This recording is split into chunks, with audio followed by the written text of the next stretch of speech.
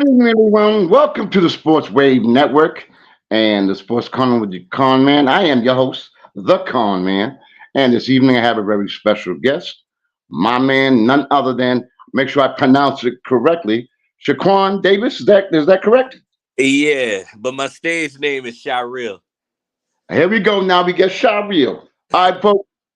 This guy is multi-talented, and before we go any further, I'm gonna let the folks and the viewers know how this all came about.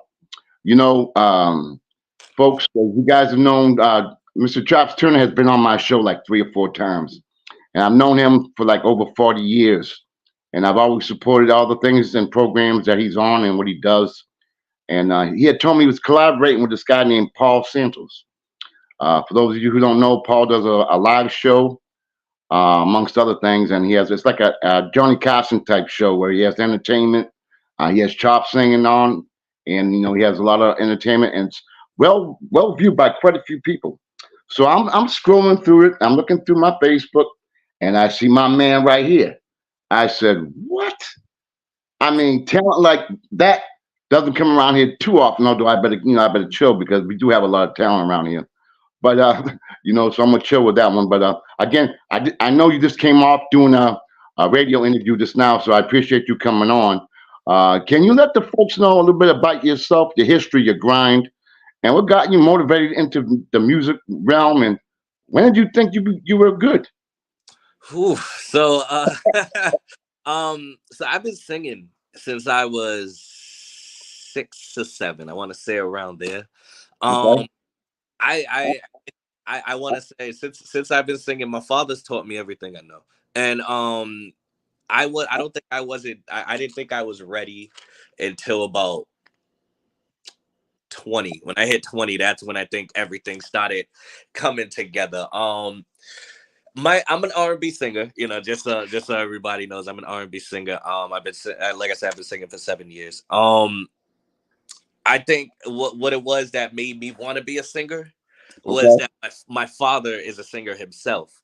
His name is Joe Benton, and he's had um a group called the Benton Brothers. And they was touring around the world. Chops knows him very well. They're very good friends. And when I seen him doing it, it kind of inspired me a little bit. Like I seen him going around and doing. He was doing gospel, so I seen him doing it, and I was just like, I think this is something I would love to do. Like I would really love to sing. And it took me a while to get to where I'm at now. But yes, that's how it all started. Was my father.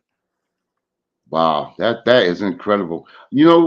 Uh, I happened to see one of your older videos, and awesome, off the hook. I know you got some new stuff going on, but talk about how the origination of your videos and what gave you the idea to do and how it got directed, things of that nature. I'm giving you your roses, God damn it. So yeah, you're talking about that the song I did to Vito's song. Yes. So Vito was doing a um it was an open challenge, and he was doing a challenge, and he was giving away money for it. But I know Vito. Me and him, we go way back. We did a remix to Shot Clock way back. This is before everybody started knowing who I was. So he was giving me my flowers before Right. everybody else started doing it. But he did a song, and I was really doing it out of just showing love. And when I came up with that, with his, funny thing is, Mike, I wrote that song, that verse 3 times over. 3 times over. It was different the first time I wrote it, then the second time I wrote it, and then the third time, my partner, his name is Split, we work together. He was like, yeah, that's it. And I love R&B so much. So when I heard that song, it made it really cool. And the vision I had for that was because it's TikTok season. You know how everybody's on TikTok now. It's Mhm. it's it's all over. You can't escape TikTok. So my friend Split is trying to get me to do more TikToks. Do more engaging with the fans and whatnot. So he's like my guidance through all this. Him and my father, they guide me through everything I do, whether it be my music, the pictures I put up, the videos I do. It's all them helping me towards Right. that path. So when I came up with it, he was like, Split was like, oh, maybe you should throw some text in there. That would be lit, and this, that, and that. So that's how that video came about. And what's great too is last night I had Sterling Sounds. You know who that is, right? Yes, yes, yes. He was on last night. He was great, and I got you on tonight. So I'm honored to have both you guys on. You know what I mean? Because again, I've been given the platform to have sports as well as entertainment, and things I like to do is try to make an impact. And the show I'm having after this one's really going to make an impact. Believe me. I, Uh, talk I, about that. I man, to be on this show. You know, I'm honored to have you on. Now, what I like to do, I keep saying this all the time, is I like to set the table, but I like to do it buffet style. And what I mean by that is I just want to set it up and you roll any way you want, anything you want to talk about, anything you want to express, if you want to sing, whatever you want to do, because the show ain't about me. It's about you. You got a big um, mouth. They all know me. I got a big mouth. They already know me. I mean, I'm down to talk about anything. Like, for example, Okay? I'm not an unsigned artist. I'm signed to Sony Music.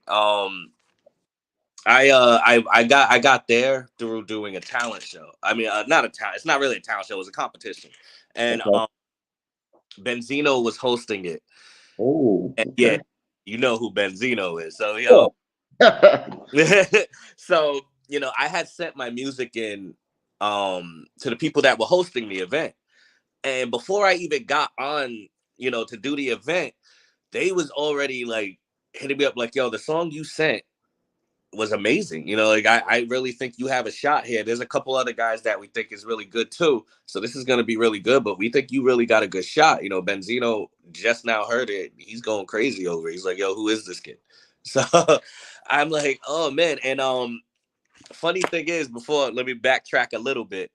Okay. My whole I I make a joke sometimes and say the reign of terror because I look at it like everything changed in a span of 6 months. But if I say like through the 20 years because I've been doing this for 20 years, through the 20 years that I've been doing this, Ooh. I have not have gotten as far as I've gotten now, and I only got this far since last year. I did the R&B Summer Jam with Khalif, and that's how that all started. Like I did the R&B Summer Jam with him. They had Little Mo on it, Jay Holiday, Kiki Wyatt. So I'm opening up for them, and it was an amazing moment. I got to meet Jay Holiday, who is he's an amazing person. I like him very much. He's really cool. He gave me some advice. He was one of the people that inspired me as a kid growing up. Him and Trey Songz, they was like people that I looked up to. Chris Brown, Usher, I liked a lot of them. Stevie Wonder, Michael Jackson. I can't forget about the greats.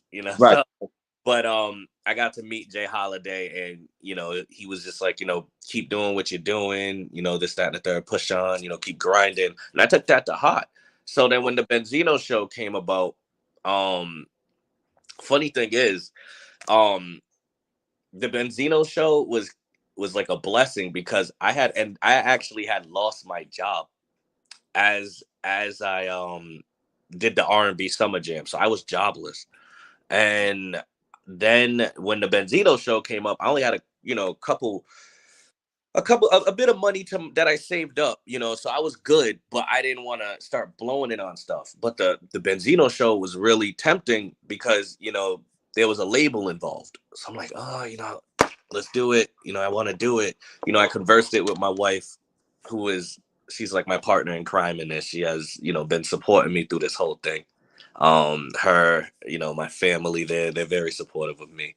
um she was like, if you really want to do it, with even knowing that I had just lost my job, so it was really it was really to the heart for me when she said that. Like, I really believe in me with this. So I did it, and I ended up winning, and I ended up getting a deal with Sony Music.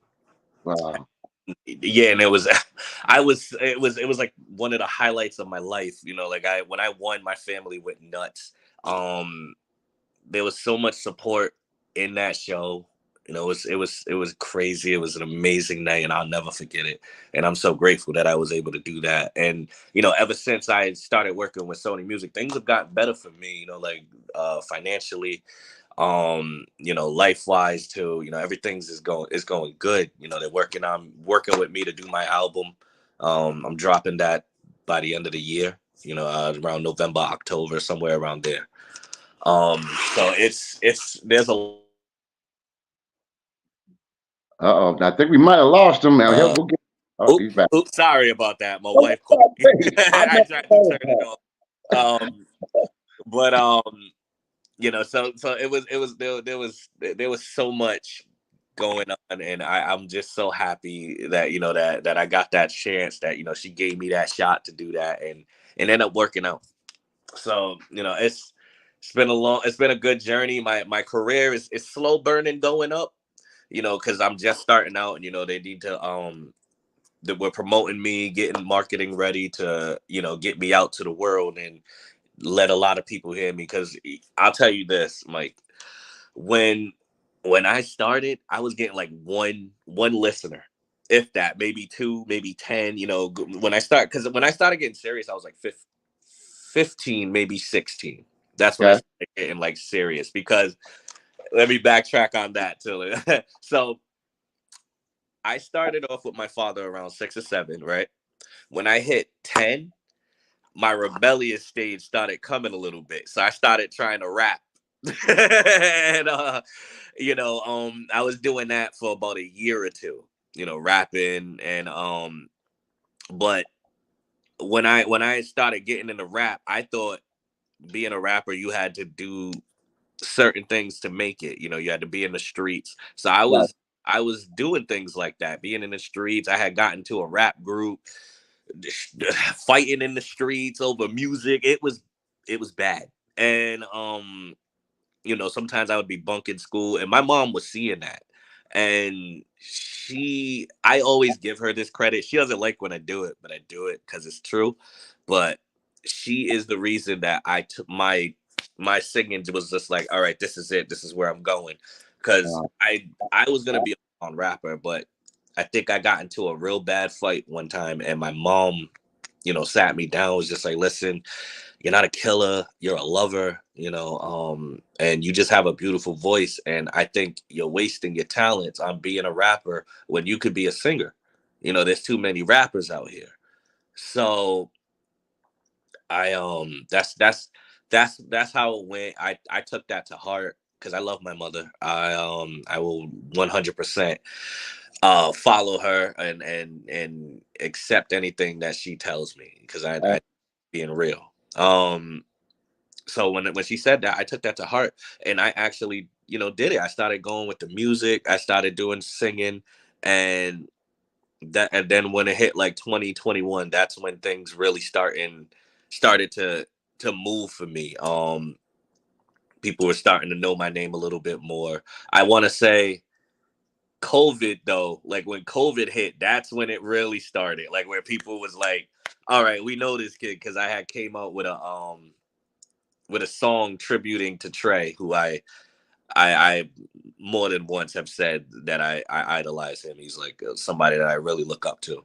And I had made a song using his song titles as lyrics. and it went crazy. It went crazy on TikTok. It was nuts. People see like got the message of what I was trying to say in the song, and it blew up. So yeah, that's pretty much how my career started going, and how I got to where I am now. Now, what places have you gone to perform? I have been to I have been to Atlanta. I was so excited when I went to Atlanta, because I've always wanted to go to Atlanta, Georgia. My partner split. We had went to Atlanta, Georgia, and it was amazing to go there. I had a blast. I want to go back. Um, I have performed in New York. Uh, Boston. So I've been around Massachusetts. I've been around Jersey. So I've done quite a few places. You know something too? I think you're gonna be doing a lot more traveling. I'm telling you right now, you have a gift, my brother. Now I'm gonna tell the folks out there because they just think I'm a basketball guru. But like I said, me and Travis go back 40 years, and a couple of times I told Travis, man, I can sing almost like you, bro. So you know what's coming next. So I Yeah. get on stage and I sang. That lasted about 8 seconds. That was my singing career. You know what I mean? That was my singing career. So I better stick to basketball. You know what I mean? But I'm again honored to have you on the show. Now, what are your future plans, and how can people get in touch with you if because this is going to be seen around, and then Oh once yeah, they hear you yeah. My sing, family, my family's like, yo, how do I see it? I've been trying. I tried to share it earlier, but it wasn't allowing me to. So once we get the video, I'm definitely got to show them. But so my plans right now is I had just dropped a song not too long ago called "Would It Be All Right," and the plans for that is to push a video for that. So that's next. And I also have an album, two albums this year. So because wow, coming out with my own debut album by myself, which will be in October. The album name will be called "The Wait Is Over." So I cannot wait for you guys to get that. I also have another album coming out, a duo album with my partner Split, who is a rapper, and we'll be doing a R&B rap collab. So it's gonna be amazing. We've done like two mixtapes already, so um we're about to drop an album. It's history in the making because me and him, if you don't mind me telling, you want? Split is he's my guy. He's from Prov. He's a rapper.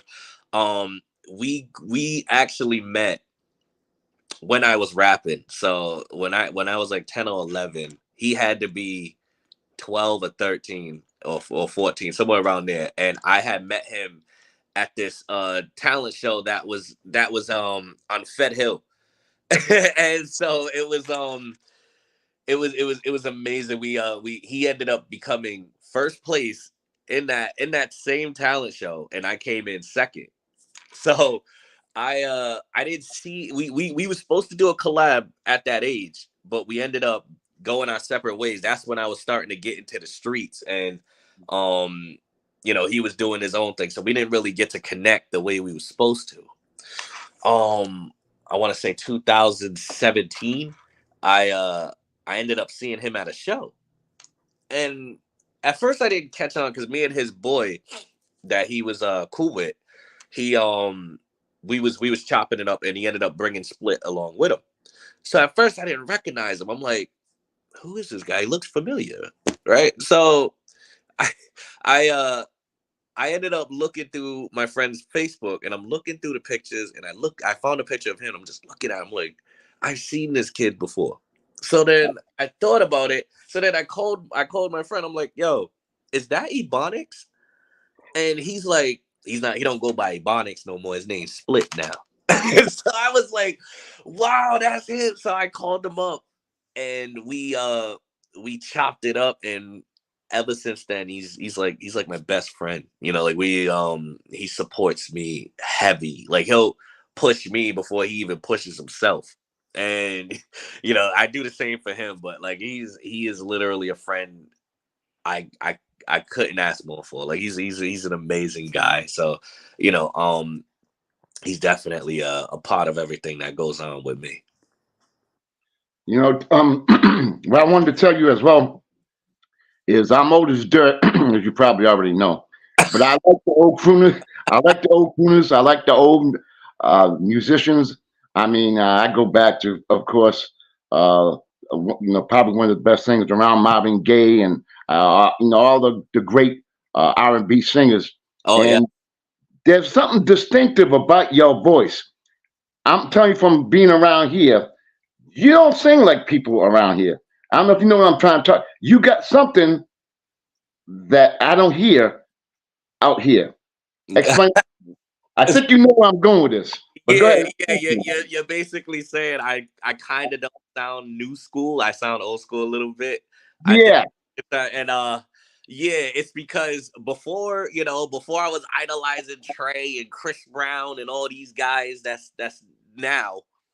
I was an R. Kelly fan. I was a Maxwell fan, Jagged Edge. I was all them. I missed that type of R&B, and that's where I want to bring it back to. Now it's not gonna be easy because the generation now, the generation that we're in, they're not trying to hear that. They want to hear that turned up R&B, the when they yeah, could bang in the club. But it's yeah, like yeah, yeah. I miss I miss that R&B. Like the 7 o'clock on the dot, I hit the drop top, cruising the streets. Yeah, like I miss that. Like I I don't know how many times I even made a joke not too long ago on TikTok where I said, people acting like because of what Kels did, they still Right. don't.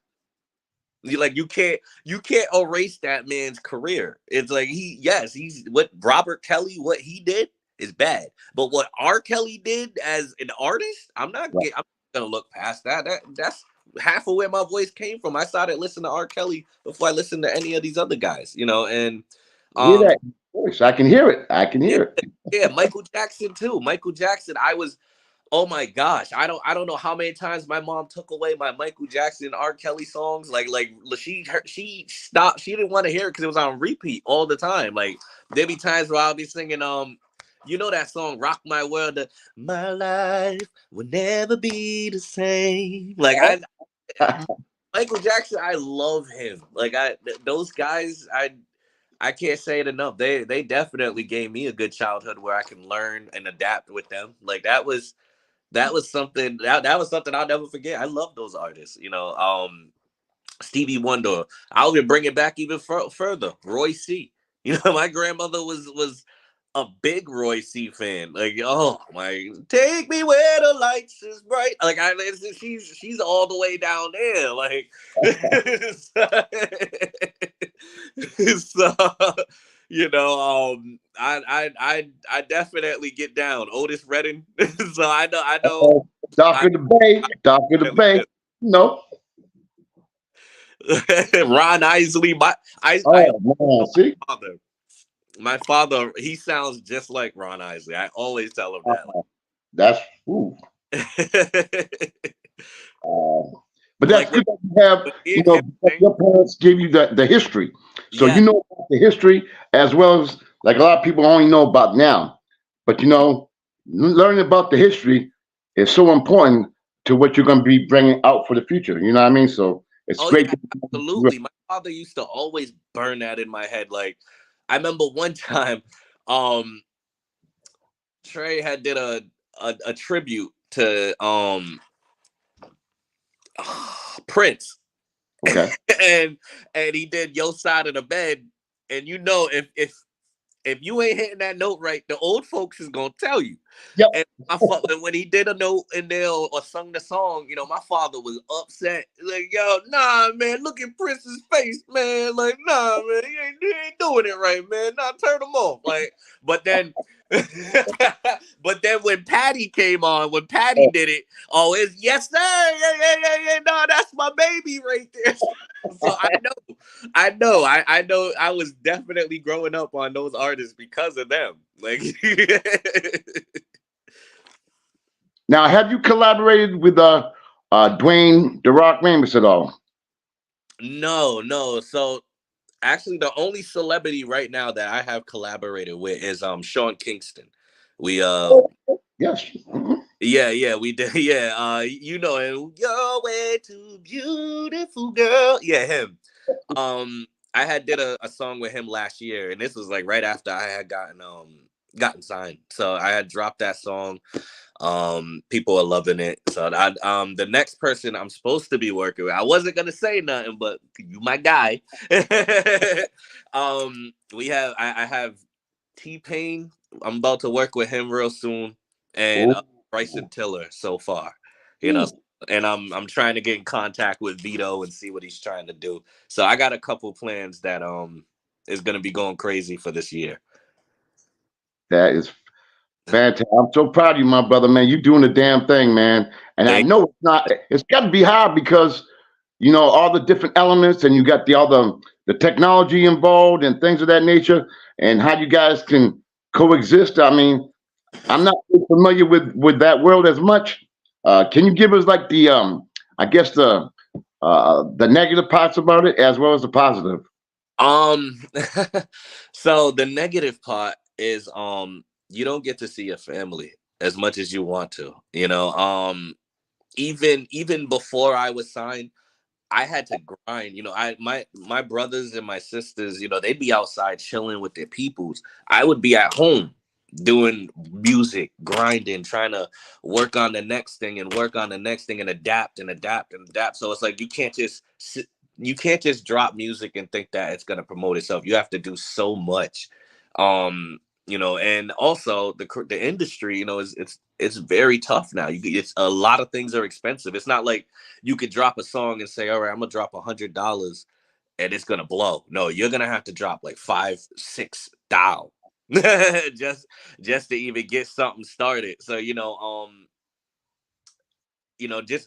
just from being in it for just a couple of months, this literally like being this deep in the industry right now. It's only been a couple months for me, and I am still learning. But I would definitely say like right now it's a challenge. It's definitely getting even harder now to hang out with people because I have so much that I got to prepare for this whole year. I have like I have 4 shows already set up. I will be working with Helen, who works for Juneteenth. I know that and the Emancipation Day and all that. I'll be doing the gala for her. I'm pretty sure she's gonna have me do Juneteenth as well. I have the R&B Summer Jam that's coming up in 2024 R&B Summer Jam 2. So that's coming up. I'm already locked in for that. So I have so much going on, and also getting ready to do 2 albums. So I'll just say the negative part is it's very, very time consuming. Everything has to be about your craft, and you get down times, but not as much as you would want to. But the cons of it is you're living what you enjoy to do. I'm not gonna say that I'm not happy. I am happy. I I when I first started this, I wasn't even thinking about being a major star. You Right. know, a major big Drake level star. Like and even to this day, it's like I don't know if I want to go way up there like Jay-Z level, but I would love to, write music for other people. I also want to start doing that songwriting. And just get my feet in it, and get and have fun with it. But I'm enjoying it because it is what I love to do. I love to sing. That's literally what this is all about for me personally. I know, my manager, my pops, and they're like, you still got to get the business part of it too. You gotta make moves. You gotta push your music more. You still gotta promote more. You still gotta market more. Singing is just a quarter of it. It's more of yeah, it's just a quarter of it. You still got to promote and do all that to even get heard. So I under that it might be the negative part, but the con part is that I love what I do, and I'm excited to see where it goes. I'm excited to see how far I can push this. Um, I'm also thinking about children. um, you know, my family has been on my tail. My mom, my mom is like, no matter if it could be Easter, Thanksgiving, Christmas, if I come over, y'all been thinking about the children. What's going on with these children? Like I'm not getting any younger. I'm just like, you can't expect me to have a kid right away as this is starting to pop off. I gotta balance my life out a little bit. I can't. I'm not gonna just leave my wife to do it by herself. So I gotta figure that out. But yeah, there's so much to this. But yes, it's enjoyable. Getting back to what you was asking, it's very enjoyable. So that's definitely my pros and cons on that. Is the con is just that it's very expensive and very time consuming. But besides all that, I'm enjoying what I'm doing, and I can't wait to see how far it goes. Well, I know it's going to go far, but what really I'm impressed with is the fact you got your dad in your corner and you got my manager, because as you know, there's been some horror stories about, you know, producers make most of the money, the entertainers don't make as much. I Yeah, know about horror stories, and you got your dad, so you know he ain't gonna let nothing happen. And you got so that was my major reason for asking why I asked. Just that you got good people behind you, and you know you won't let no one try to Oh yeah, my team, like it consists of my father, my wife, my partner split, so they definitely help out. My mom, she helps out when she wants to, right. but she don't Mhm. want to get her feet into it like that. So I understand, but they're my solid team, my manager and whatnot. So yeah, I definitely got people watching my back. They ain't about to let me get played. Never that.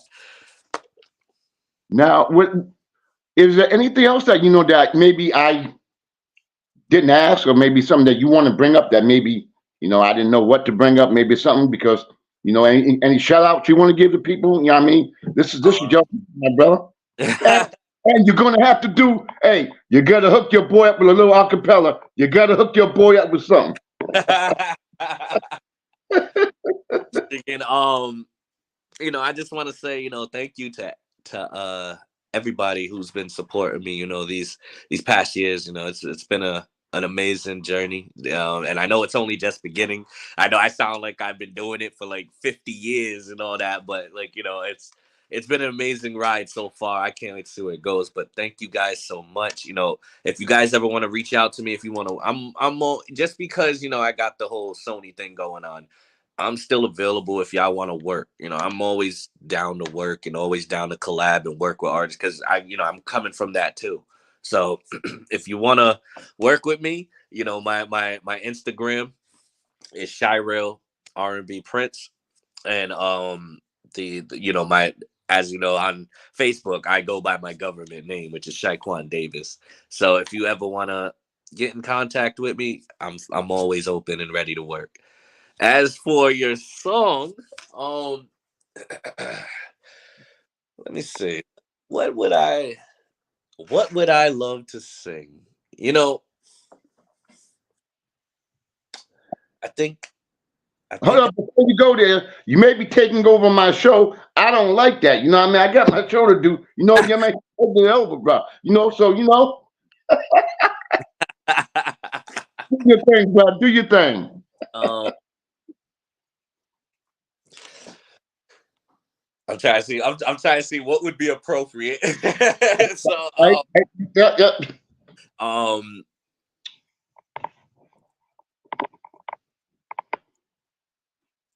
baby, baby, baby, can't you see that you done got me in the mood? So true.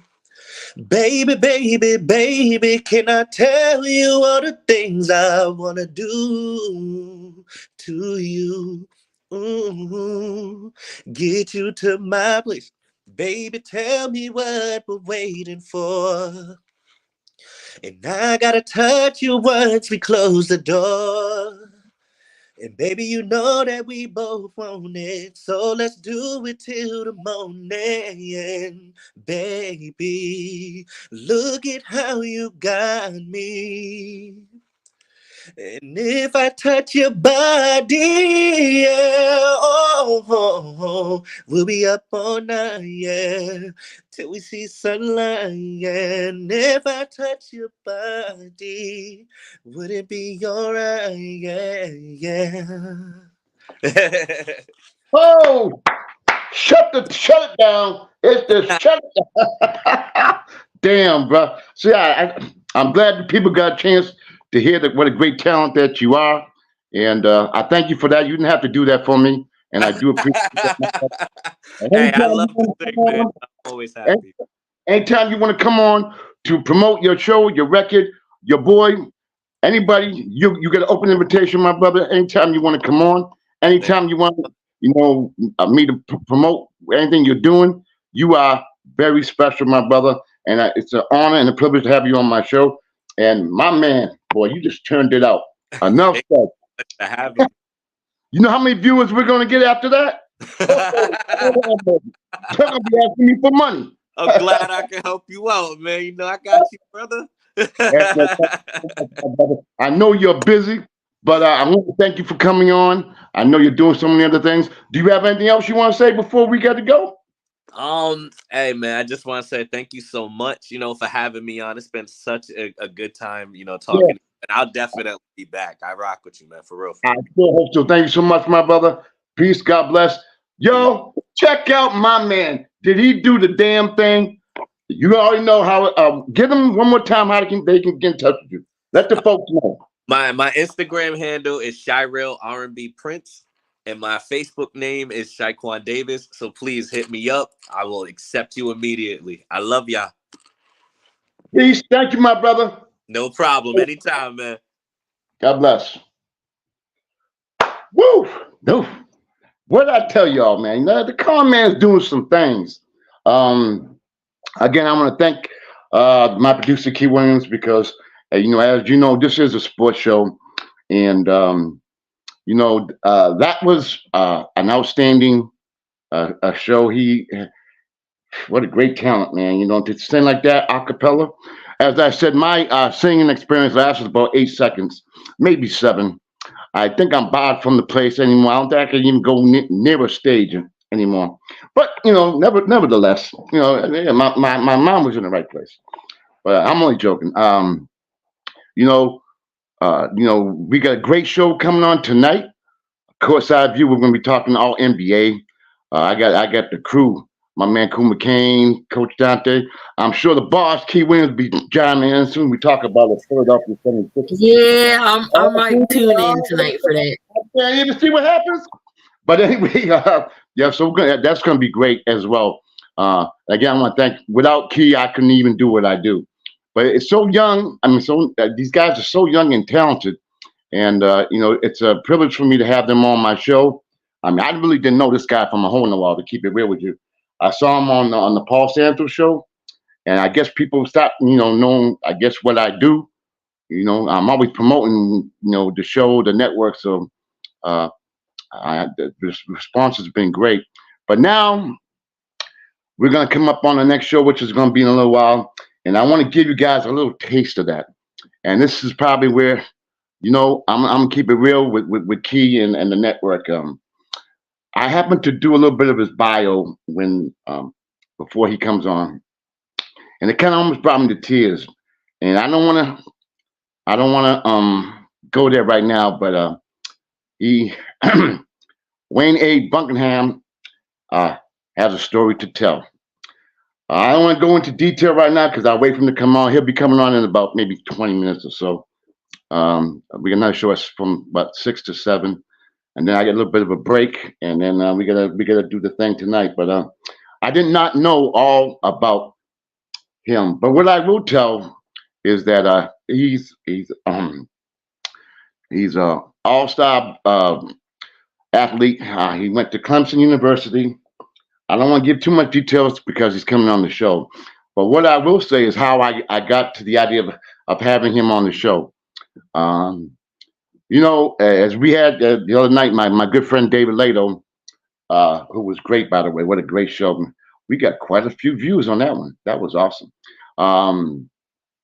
There was a picture of a UConn. I think it was, who was it? I think it was Tatum, Judge Tatum. Not the Celtics team. I'm talking about Tatum. He played at UConn, and this guy Wayne Buckingham put a picture of him dunking on one of the UConn players, and of course, Dave was associate head coach of UConn, and I've been with Dave from the get go, so I was like, yeah, ooh, that was a nice picture. So you know me, If you don't ask, you never know. So I went and contacted him, and I kind of think he's like, who is this guy? You know what I mean? I wasn't stalking him, but I was trying to, let him know that I'm legit. You know, the whole thing started with, and I don't think he even knows this, is that the whole thing started with me is I'm a Big East fan when the Big East was a Big East, when Syracuse and BC and Georgetown and St. John's, when there was not that many probably there wasn't that many teams, but they set up rivalries and it was off the hook. Then you had fights. I mean, it was just like Pac ball, but these guys all knew each other and the games were so great. You know what I mean? And a lot of people forgot about the Big East, so I wanted to bring it back. So my very first, because I didn't ask Dave for any help because of course I'm sure he has every contact in the country. I kind of wanted to do it on my own. So I made my contacts, and the very first person I got, and I was kind of shocked, was a guy by the name of Tony Bruin. They used to call him Tony Red Bruin. All the old folks out there, they know who I'm talking about. I think he had close to a 45, 48-inch vertical. And he played for Syracuse, about 6'4". And he put on a dynamite show with Syracuse. He was phenomenal. You guys can look him up. Tony Red Bruin. He's still living. He's still doing some real things out there in Syracuse, New York. He's still coaching, by the way, as well. But I had him on my show. I said, wow, this wasn't that hard. So I said, let me try to get some more people. And then we ended up getting, which was real help. I had another guy on my show, Steve Burgo. And we ended up contacting, Steve before me, Steve did, contacting a guy by the name of Reggie Williams. Reggie Williams played with Pat Ewing on that Georgetown team. And Reggie Williams I think he played 13 years in the NBA. I think he made an All-Star one year. I know he averaged, I think he got 39 points in one game. He's about 6'7", thin. And matter of fact, Reggie came down here to South Down at our basketball camps. He did that 2 years in a row. And then Steve and I did our own local show back then. He came on that. And then, I don't know, Key probably would remember. Maybe about, I don't know, I got dementia. But it was about maybe 4 or 5 months ago, he came on. I think it was like maybe a little longer than that. And then I had Gene Smith, captain of the Georgetown team as well. And we're trying to get Muggsy Bogues. So we're trying to do some things in the making. Again, it's hard because when you're dealing with former NBA players, like I said, you have to go through the NBA office. And they're not giving you anything because the NBA players, they pay dues. Even though they may be retired, they still pay into their dues. Union dues, I guess. So they're still, even though they have left their specific teams and they're no longer playing, they're still kind of under contract.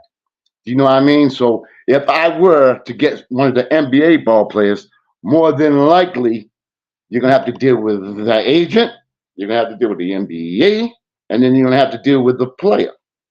So it's real tough. So a lot of times I can't get who I really want to get. But I do have some people in my corner who are trying to help me get some players. And again, it's not about me, it's about them. I just recently had Kermit Washington on. He remembers this, I think it was at 11 o'clock in the morning on a Sunday, matter of fact. But because that had to be rescheduled, and it was great talking with him. And he used to be the president of the NBA Players Association. So it was good to get him. Trying to get Adrian Dantley. He's kind of he's a little different. He's a little different, but I'm trying to work on him. Rick Barry as well. We're trying. There's a podcast called Not in My House. These guys do it all. They have everybody on their show, and we're in coordination. They did a nice piece on me, by the way, as well. But they're doing something right now where they're trying to get me some players. It's Len Elmore. You guys will not remember him, but he's the NCAA broadcaster right now, and he played at Maryland in the ACC, and he had the distinction of going up against one of my favorite players of all time, David Skywalker Thompson, who was in. If y'all don't know, now you know. To me, to this day, there's no one that had a better NCAA career Well, I shouldn't say that. No one was better, I should say, because Pete Maravich had way more points, and a lot of guys had more points than he did, but he only played a short period of time. But you got to remember, he played in the era where they couldn't dunk. So picture that. There was a guy by the name of Monty Tower who was 5'5" point guard, and he used to throw up these alley oops, and Dave would go up and up and up and up and up and up. And if you look at it as a cover of a Sports Illustrated magazine, where Dave's only 6'4", Bill Walton, I think he was 7'1", 6, whatever he was. There's a picture. If you look, Dave is on top of the square, pinning him. Dave, I saw him. Now, you guys are not going to believe this. We got about 5 minutes. So you guys got to hear this story. I tell it. It's incredible. It was North Carolina State. It might have been against Maryland. All I remember is they were playing up and forth. It was on Channel 4, matter of fact. They were going up and back and forth. And the game was pretty good. And then all I remember, there was a guy from Maryland who check this out here. I swear, you can look it up somewhere. Someone, I can't remember who took a jump shot from the left corner. David Thompson, it shows him running up. Now, mind you, there's guys underneath the basket. Phil Spence, it was Maryland. Phil Spence is 6'9". He's underneath the basket. David Thompson's running from the top of the key. He goes up to block the shot. His bottom foot catches the armpit of Phil Spence, and he flips over, and he bangs his head, and they had to wrap his head up. You guys look this up. I never seen anything like that at all. There's also another thing, if you look on his tape, where he touches the top of the backboard. You think I'm joking, huh? Look it up. I can send it to y'all. Look up David Thompson's top 10 plays ever. What he does, it shows him game's going on. Someone goes for a shot. He goes up off 2 feet, and bam, he's right. You got to see it to believe it. So, and the thing about David Thompson, which is really unique, and I got about maybe a couple more minutes. I'm sure Key wants me to shut up. But the thing about David Thompson was he couldn't pound the ball. Couldn't pound the ball. Can you imagine if he had hands like Dr. J or someone like that, Michael Jordan? He couldn't pound the ball. There's been 2 other players that could not hold the ball. One was Darrell Griffith, another guy who had 50-inch vertical, and there's another one, which you guys probably didn't even know, Dominique Wilkins. Have you ever seen Dominique jump? Only he'd have to put it here, or he would do 2 hands. If you ever notice, you never seen him do none of this. You never, you couldn't do it, which made him even more remarkable the dunks that he did, because he couldn't control the ball like a Dr. J or Michael Jordan or that. But David Thompson, same thing, could not pound the ball. And so anyway, that's my spiel.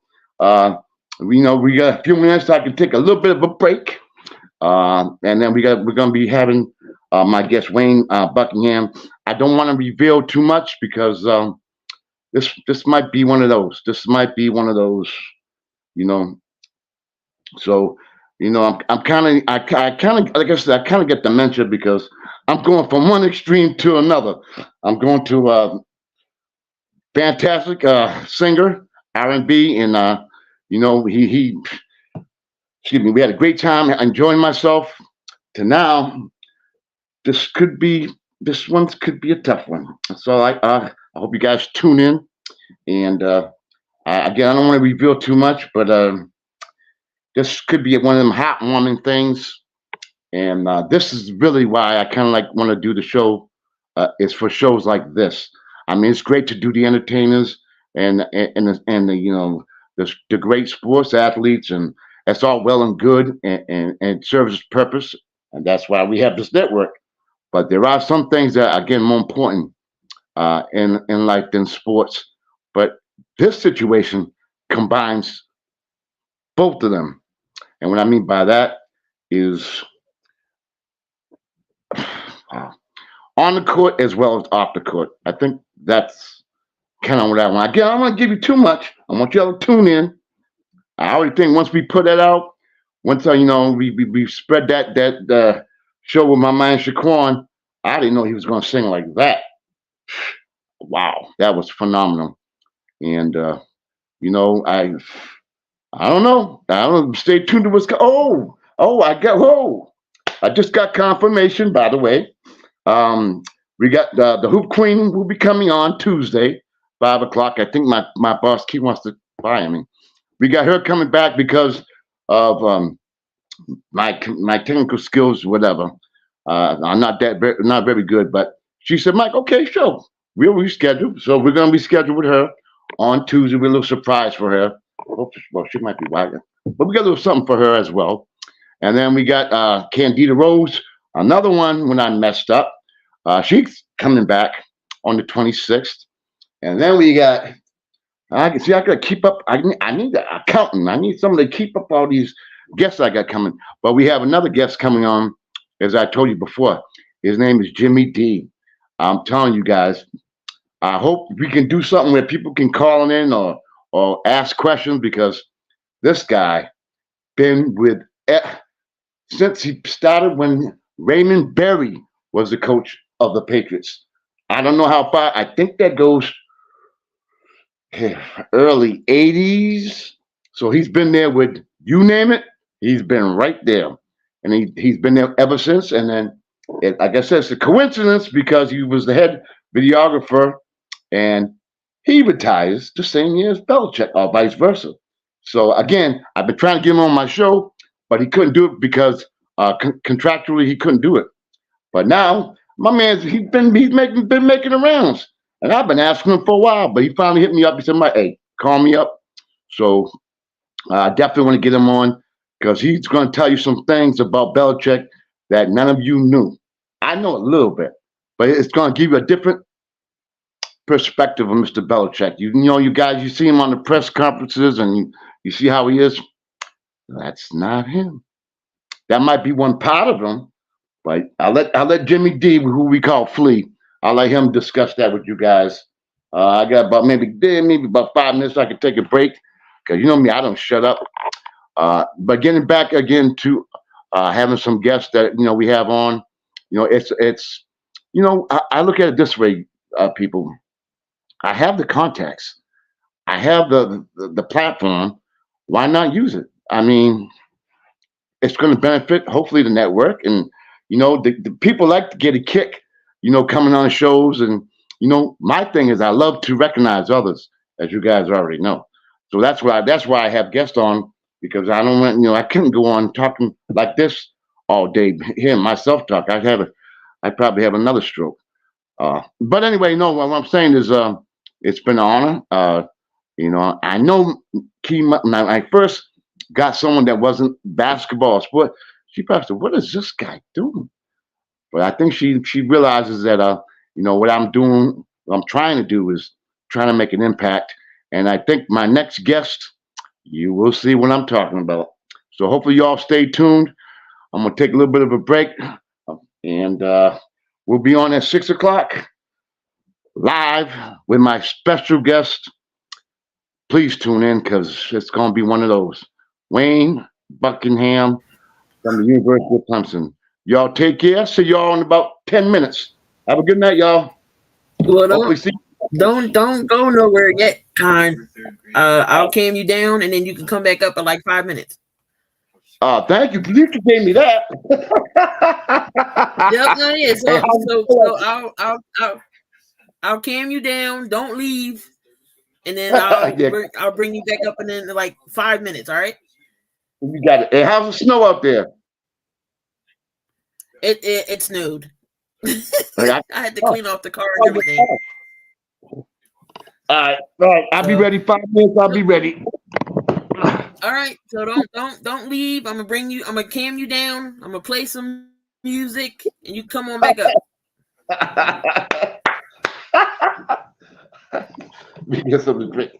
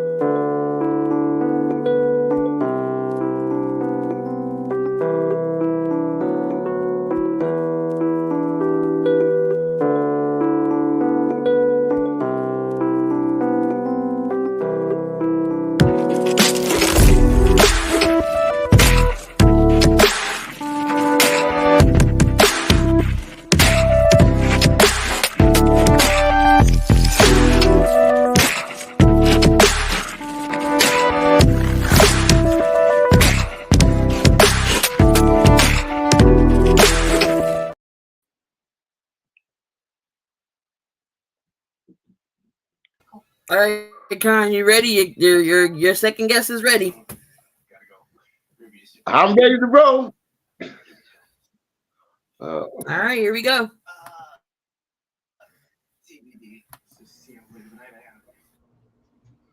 Good evening. Welcome everyone to Sports Corner with the Conn Man on the Sports Wave Network.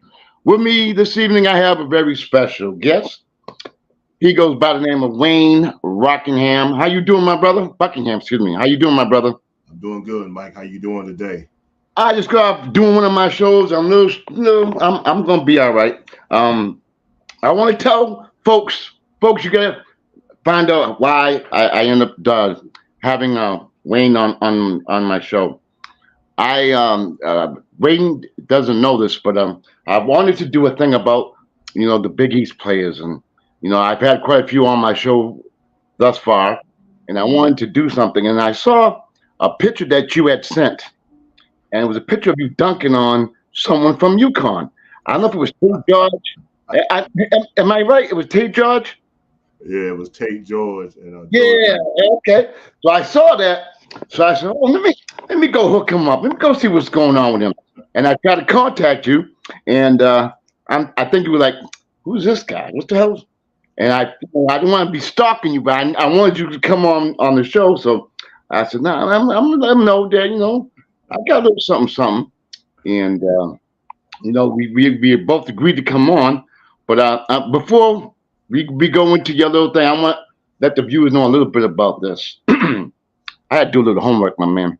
Oh, yeah. One time, Clemson basketball had one of the best athlete recruits in the country in Wayne Buckingham. Although Buckingham never made quite the splash on the basketball court everyone expected, presently he's making a difference in others' lives on and off the court through basketball. And then we go on a little bit. I just want folks to know a little bit about you, my friend. And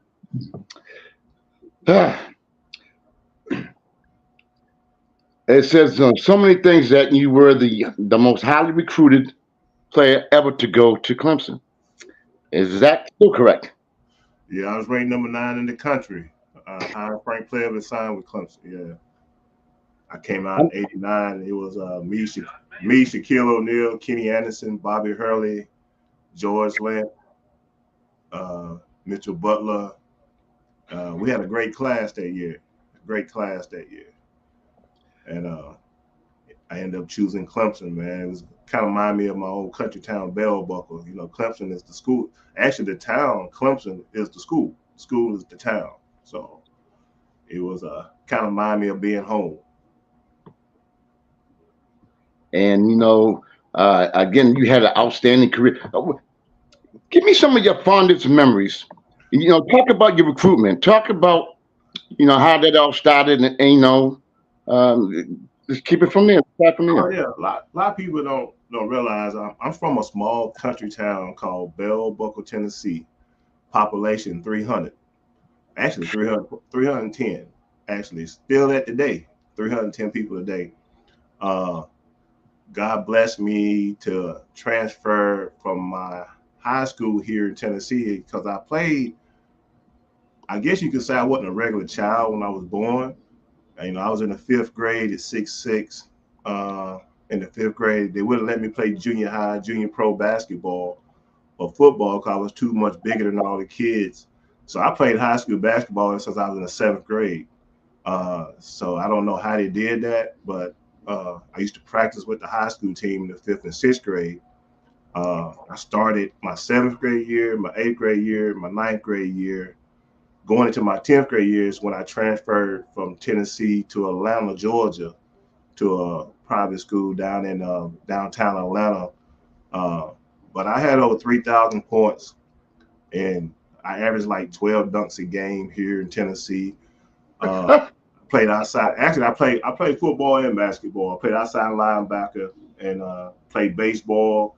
I played everything because country. So that's all we did. So I was just a true athlete, being a baby of 10 kids. For my mom and dad. And I used to go to MTSU. It's our local college here in Murfreesboro, and work out with the college team when I was in the fifth and sixth grade. And that's how I ended up getting to Atlanta, Georgia. Coach Jones, one of my high school coaches, came by. He was coming from Kentucky and saw me out there working out with the college team. He thought I was a freshman on the team, but I was only in the sixth grade. So, and I had the opportunity to talk to him, and he begged my mom and my dad for, I think, up to my 10th grade year to let me transfer to Atlanta. So I ended up transferring to Atlanta in '86. Transferring to Atlanta and moving downtown Atlanta and playing ball down there, and came All-American in Georgia, Georgia Player of the Year, 49 inch, 50 inch vertical. Used to jump over cars. I was the first person to ever jump over a car. Standing Come on, flat. can you repeat that for the viewers? Can you repeat that again? I was the first person to ever stand flat footed and jump over a car. I used to, but you can call Billy Tubbs, you can call all the great coaches, man. I used to just stand vertical and just bunny hop over hoods of cars. It was just, I don't know where it came from. I guess 'cause I used to run, I was on a farm, I used to run and chase goats down and hogs and all that stuff, man. But a lot of people don't believe the story, but I got coaches, it's video out there. I went to Oklahoma on a visit, and they had Scooter McCray.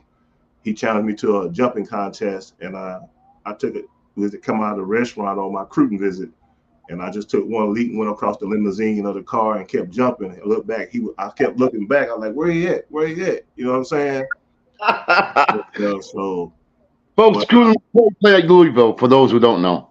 yeah, so I got recruited by Louisville. I got recruited by every school in the nation when I came out. So I moved to Atlanta, played a year and a half down there, and I ended up going to Clemson, man. I turned down Oklahoma, turned down Louisville, turned down UNLV, turned down North Carolina, Duke, and then choosing Clemson and stuff. So high school was fun, man. It was fun.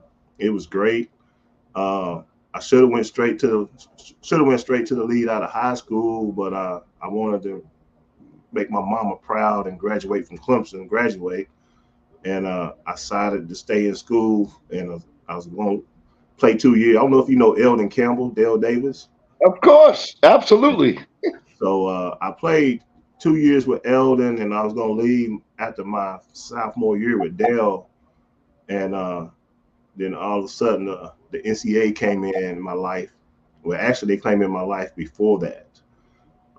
When I transferred to Atlanta, Georgia in '86.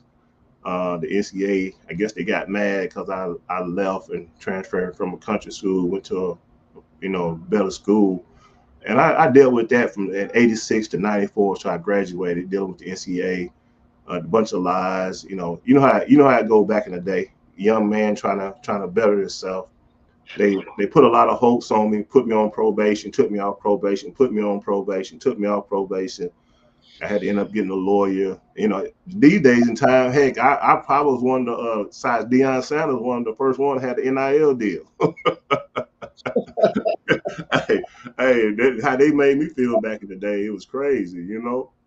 But that's a whole nother story right there, man. You don't have enough time to talk about that NCAA stuff, but you know, We it's can all we can do because we got more important things to talk about. But I also wanted to point out, folks, as a senior, Buckingham averaged 23 points, 11 rebounds, while leading Southside to a state championship. He finished the season playing in the prestigious, very McDonald's Capital Classic All-Star Game, along with former Duke guard Billy McCaffrey, UNC forward George Lynch, and Georgia Tech standouts Kenny Anderson. That's my boy. And yeah, Matt, I got to see Kenny play quite a few times, but then it discussed a little bit about the incident that you were referring to, and about you also having something a knee injury. yeah. I blew out my knee going into my. It was the year I was going to leave. I was going to leave after Dale's senior year. I didn't get to play with Dale my sophomore year because the NCAA came in and made me a prop 48. So that next year I was averaging 20 something. I was about to leave. I blew out my knee, and it kind of put a hold on everything. You know what I'm saying? And it kind of brought life to reality. So I said, you know, while I'm here, I might well go and get this free education and graduate, make my mama proud. So that's something she always wanted me to do anyway. But I think that was the turning point in my life when I blew out my knee, to the point of getting to the NBA and playing. Because I never blew out my knee, I would have had 16, 17 years in the league. And you can call George Lynch, you can call Kenny Anderson, killed all of them. They'll let you know. They'll verify that Dominique. They'll verify all that. Well, I did a little bit more of my homework, Wayne. This is Wayne's words, verbatim.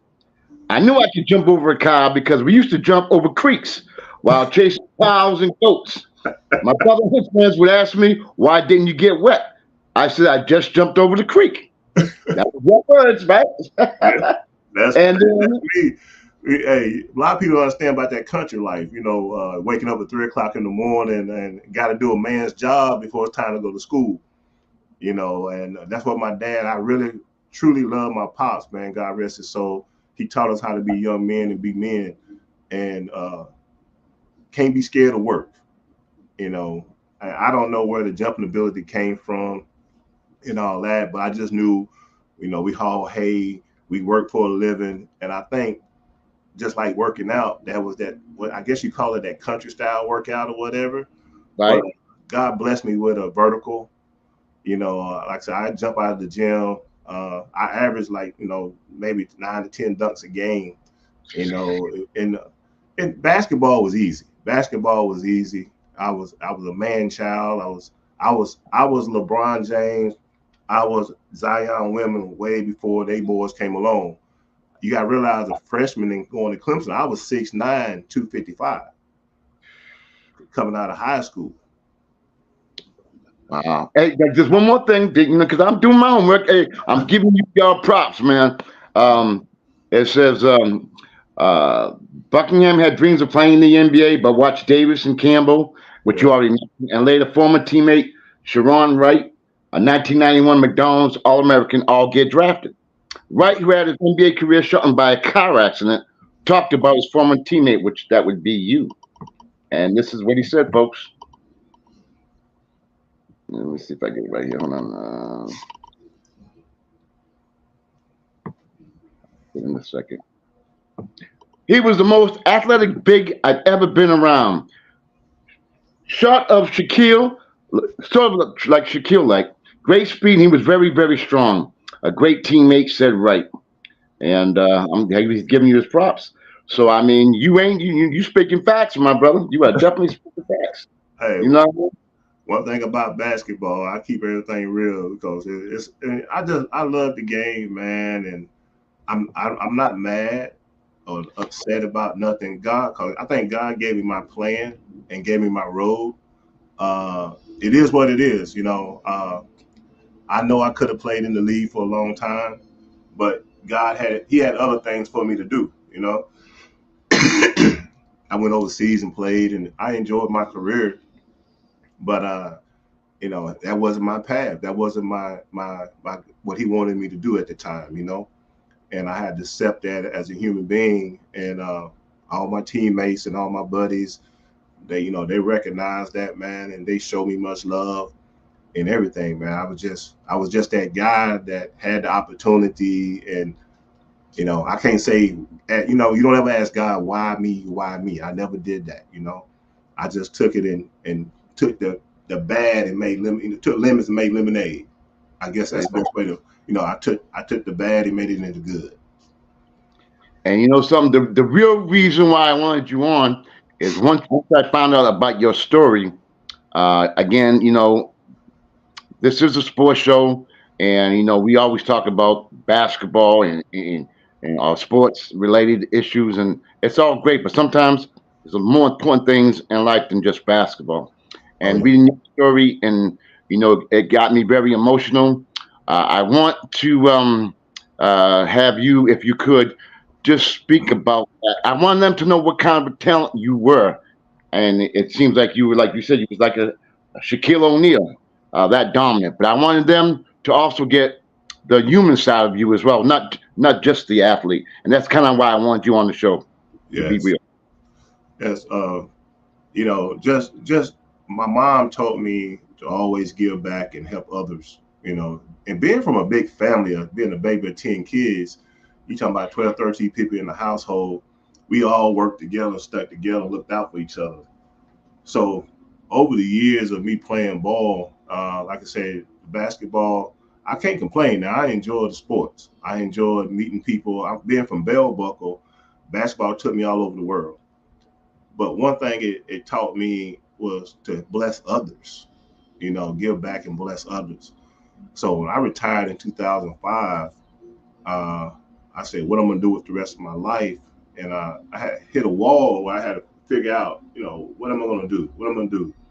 And God put on my heart. I started off doing basketball clinics and helping young ladies and young men develop themselves and get to the next level. And then that kind of blossomed over to, we started a after school program, aim high program. We started a STEM program, teaching kids how to do STEM. We started man, I got so many, like, you know, book bag giveaway, giving back to kids, school supplies. So it's kind of like I took my image and likeness. I think I just made a comment about image and likeness, and it started helping young men and young ladies make it a little farther than I did. You know, if I think you ain't never been through nothing, how can you help somebody get to the next level if you ain't never been down that road they going down? So I brought other NBA, NFL guys, and other baseball players to come in and mentor to these kids and help them get to the next level. And I've been doing that ever since 2000. Well, actually, all my life, really. Been doing it all my life, man, and giving back. You know, raising money for cancer awareness, heart disease, and you probably know my story. Uh, 4 months ago, I was walking out of a convenience store and fell dead. Just walking to my truck and fell dead, collapsed. My heart stopped on me, and everything. And God blessed me. Had a lady there to start CPR on me to get my pulse back and stuff until the ambulance got there. But I had an aneurysm. I got an AFib heart or whatever, and I'm very blessed to be sitting here talking to you. I'm very thankful. Only 7% people survive off of the heart attack that I had. They call it a Widowmaker. I had 100% blockage in my Widowmaker.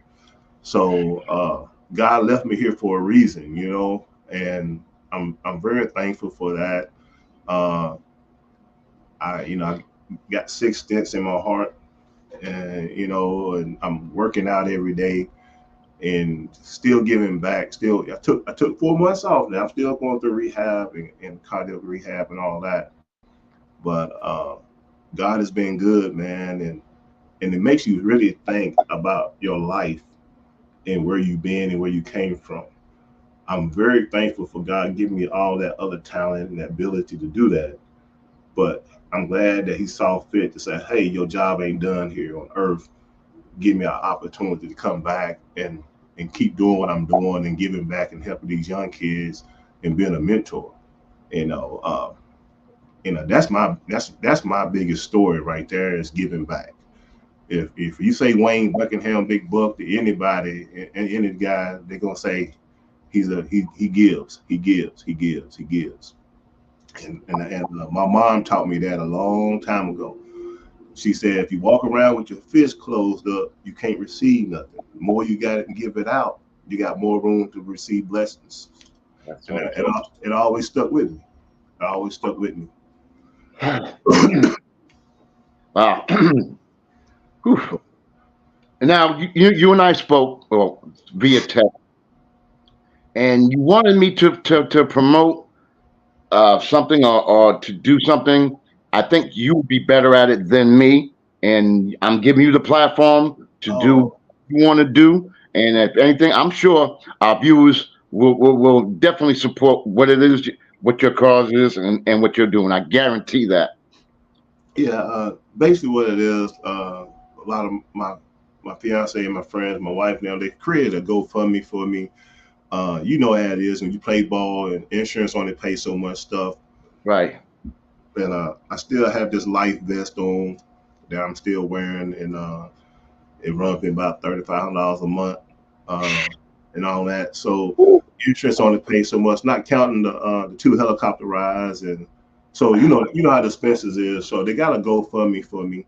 I think you have it to post on the, it'll be posted after we get done. If you like to click on that and make a donation towards our cause and help out, you know, that's the biggest thing with that. And because we all, my biggest thing is I haven't had a chance to work in the last 5 months because I've been down and stuff. But God has been making a way. He's been making a way, and just like great people like yourself and your show bringing me on and getting an opportunity to speak to the public and let them know my story, it's been helping us out conveniently a lot.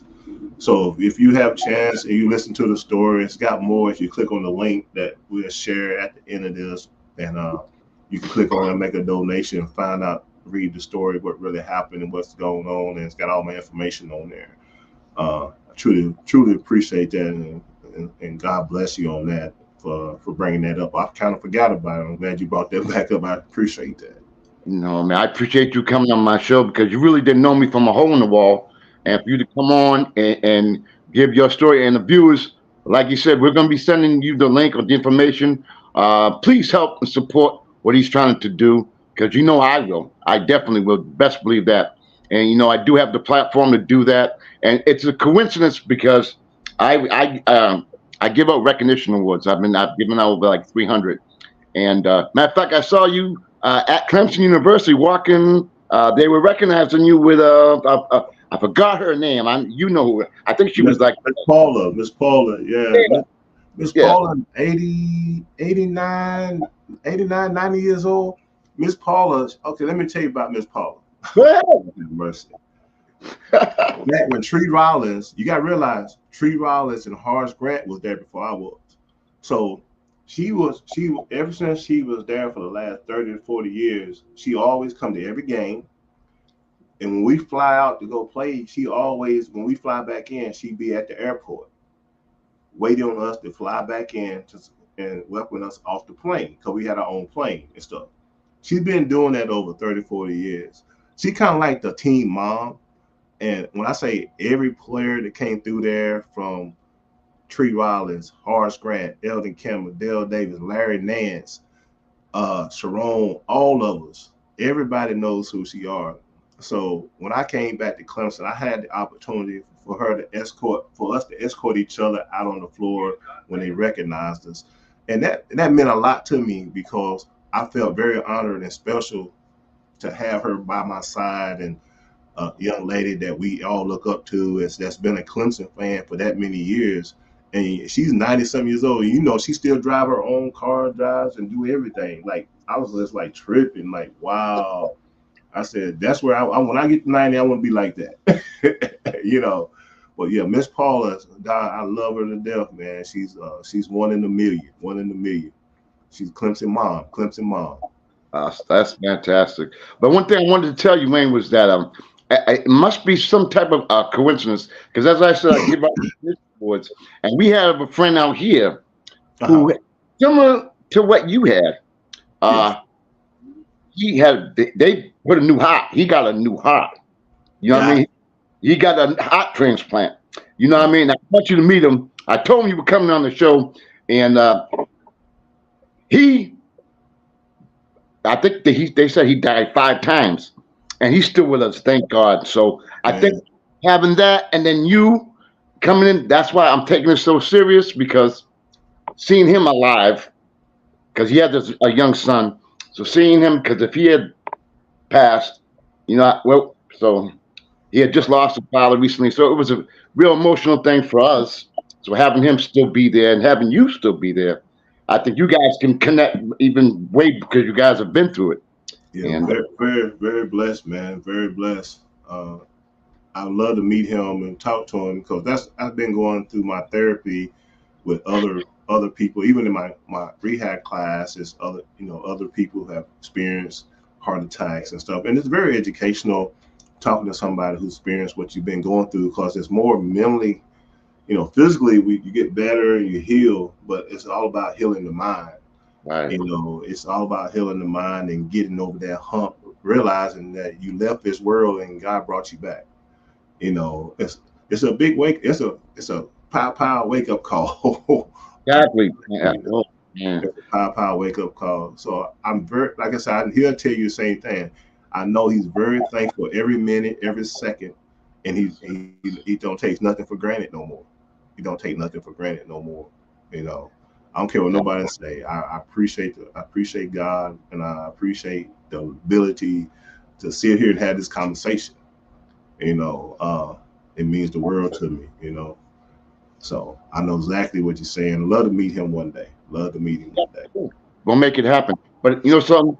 This means as much to me as it is to you because I'm given the platform to do stuff like this because that's why I want to stress the fact that sports is great, but there's life beyond sports, and what you're doing now off the court is going to be more valuable than what you did on the court.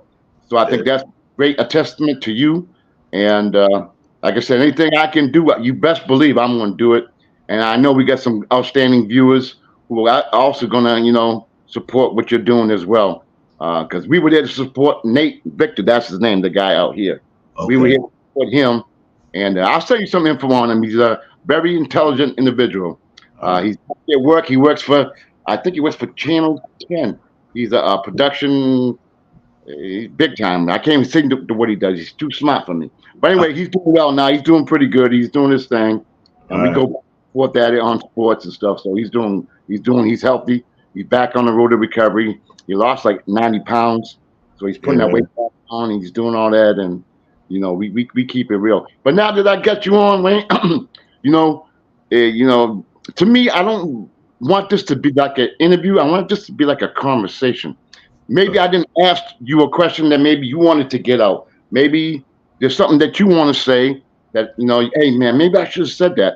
I wish Mike would have asked me that. Is there something you want to put out there, whether it be playing, whether it be your family, whether it be people you want to give a shout out to, or whatever Yeah, it is you want, man?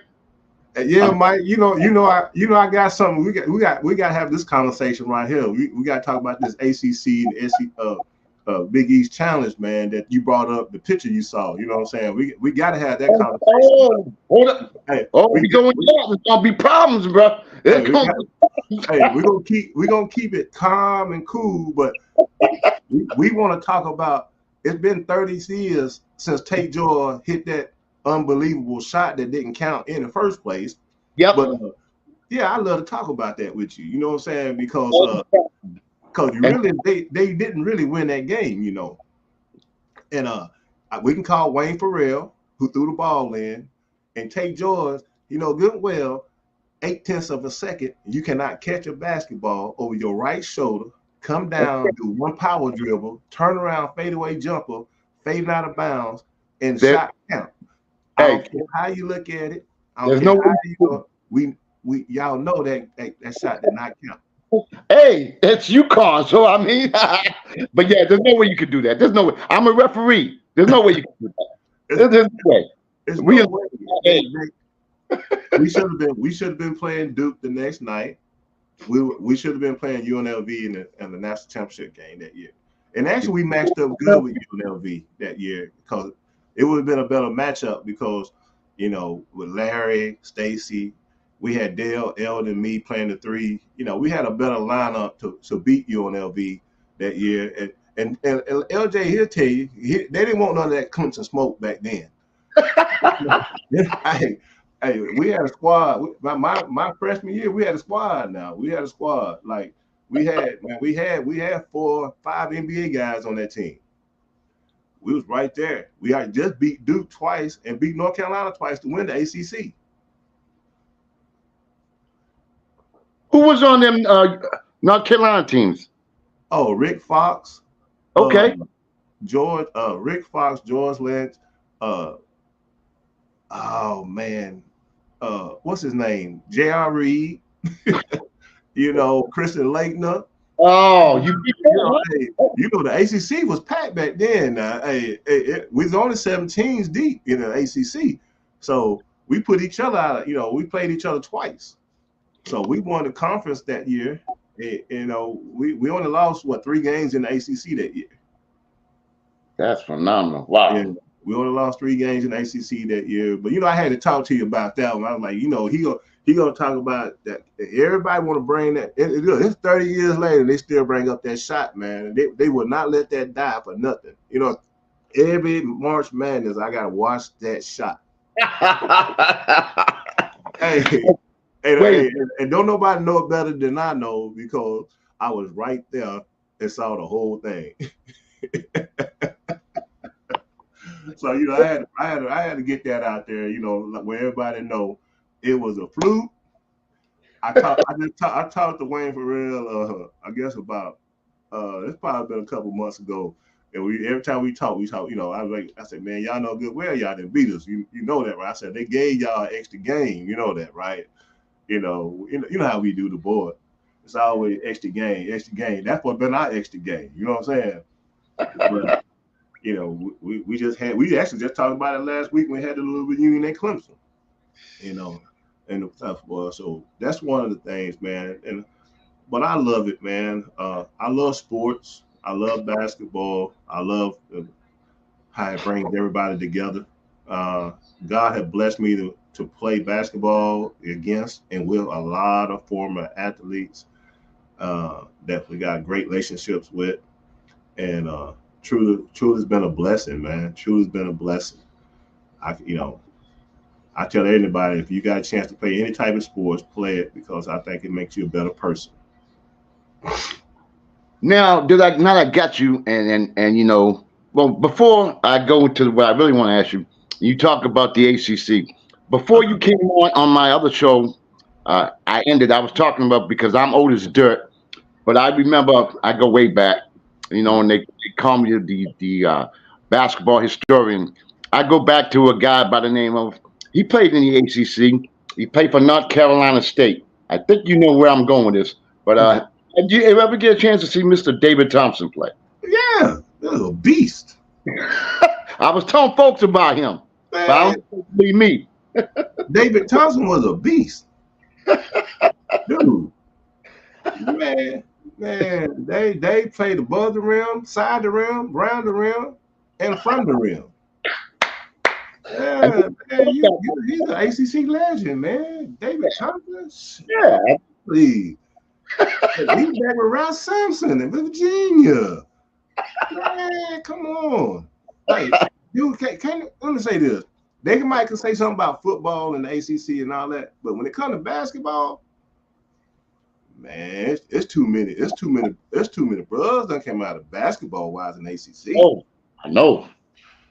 And I'm not taking nothing from all the other conferences neither, but it was like a man. You had to be a man to play in the ACC back in the 80s and 90s. I'm gonna be honest with you. Like it was just. I'm telling everybody. I played against the SEC. I played against the Big 12, but the ACC. You talking about 7 teams? Every team had at least 10 NBA guys on it. Dude, do you realize you think about it now, North Carolina had James Worthy, Kenny Smith, Michael Jordan. They had 5 or 6, they got 5 or 6 Hall of Famers that played in the NBA. You know what I'm saying? Then you go to Maryland, had Walt Williams, Moose Clark. You know what I'm saying? Like Virginia had the Stiff Boys, John Carter, NC State, David Thompson, man, Matt Gardner. You go to Duke, you got Danny Fair. Like that's just some old heads. That's not, man. It's like the league was filled up with them boys back then. Now today it's kind of even. Yeah. 70s, 80s, and 90s. You didn't want that smoke. You did not want that smoke.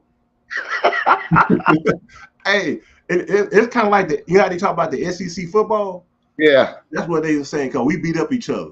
You know what I'm saying? Like, you had 16, 17, we played each other twice. You know what I'm saying? So we beat up each other and we knocked each other out of the top 25. But you brought up a name right there. You know Dave, that's Big Smooth right there, baby. Dave could play. He can play a little bit. But what I wanted to ask you, who was the best player you played against, and who was the best player you played with? Ooh, Lord have mercy. Okay. You got different levels now. You talking about high school, college, or pro? You tell me. Whew. I gotta give you one before we go. I gotta give you one. Man, the best player I ever played with, that I said this in one of my interviews with Kenny Anderson. He was the best player I ever played with, to the point when me and him played in the McDonald Capital Classic together in a couple All-Star games together. Like he like, all you gotta do is just run the floor. You know what I'm saying? Like the ball's gonna be there. It's gonna be there. And I just talked to him yesterday. You know what I'm saying? He's down here at Fisk University coaching, and we go out to eat all the time. And but no, he's the best player I ever played with, to the point of being a point guard, giving the big man the ball, filling for run. So I got to say Kenny Anderson on that part. Now, the hardest person I ever had to play against probably be Shaq, man. Probably be Shaq. We had some battles in Nike camp and different camps and stuff leading up. We never got to play against each other. We never played LSU in college. But we played against each other in high school and different things. He just a man child, big kid, man. Big old baby, big kid, big beast. You know what I'm saying? He's still the same way today. You know what I'm saying? He just a big baby, man. But he's just different, man. God make people different. Like people don't understand that. People are born to be different. Shaq is probably pound for pound the strongest, biggest person ever to play the game of basketball, and people don't give him credit for it. I'm just being honest with you. Like, dude, you can't stop. You can't play him one-on-one. You can't stop it. He stops himself. I'm telling you the truth now. The closest person I ever seen him give him trouble was Jahadi White. I don't know if you remember Jahadi White played at Georgetown. And Jahadi retired young. He only played like maybe 8 years in the league. He just walked away from the game. But Jahadi was strong as ox too. He played at Georgetown, played for the Washington Wizards. Right? Yes. That same year with George. But go back and look at the film with Jahadi White playing defense on Shaq. Probably the only person that was man enough in the league to hold him off the block.